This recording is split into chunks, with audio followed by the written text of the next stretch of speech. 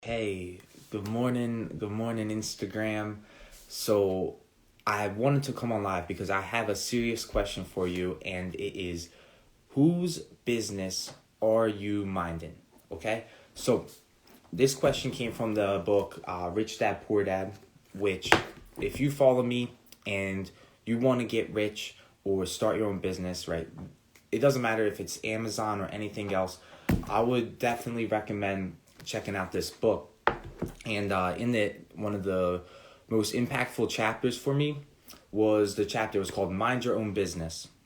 And basically it's like, okay, seriously though, we're not talking about high school or drama. It's whose business are you minding, right? Are you working to get somebody else rich, or are you working to really make yourself rich?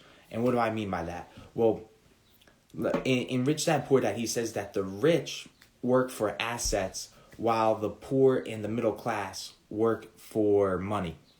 Okay, so the first point of this book is we got to start building our assets. And I know he talked about investing in real estate, investing in stocks, or starting your businesses.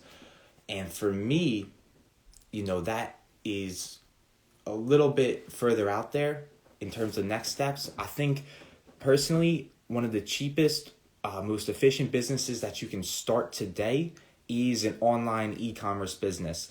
I'm talking a Shopify store or an Amazon business. Just because, if everyone's already shopping on Amazon, the platform is already there. And, it really, realistically, all you need is like $1,000 to $1,500 to get started. So that's the first point, right? You got to start building your assets. Now, the second point is we got to start developing an entrepreneurial mindset. And this means you got to start taking risk and seeking out opportunities to really build like additional income streams, right? Because let's face it, having a job is great and all, but we can't rely on that one stream of income, right? There's got to be other income streams. And I personally think, like, especially now, if you're following me, is the best time to start building your online business, because you can seriously make an income stream from it, and it won't come overnight, but it will. You just keep putting you keep building it up, and it will end up becoming like a significant income stream to the part where it can replace your job income. So that was the second point. Now the third is the power of systems. And I'm not at this point yet in my e-commerce business, but I will end up delegating tasks to other people to do it for me. And hey, Talina, and that's going to help save me time so that I can start focusing on thinking about new investment opportunities, etc.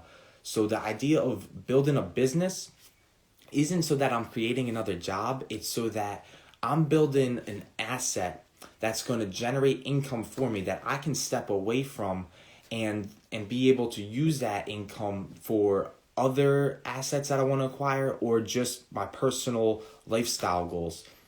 Okay? Now, the fourth point I want to make from this chapter is the importance of investing in your education, right? I think personally, investing in financial education is the best thing anyone can do, right? Whether you went to college, you got a business degree, that's great and all, but there's still so much more out there.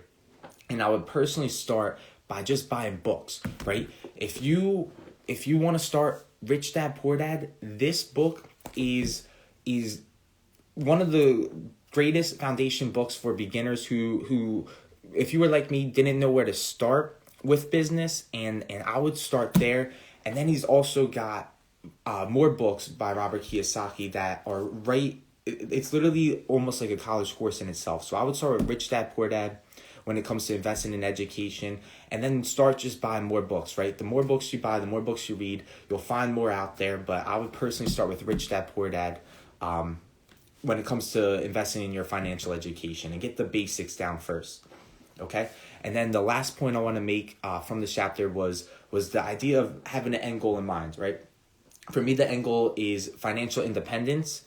And how am I going to do that? Well, I have to understand that I'm never going to achieve financial independence through a job, right? If I want to achieve financial independence, I'm going to have to start building assets that are going to cover the cost of what I want, right? We got to realize that the rich work for assets while the poor and the middle class work for money.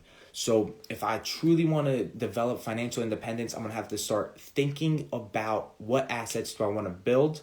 And I remember there was this one riddle that he asked, and he said, how do you create an asset without buying one, right?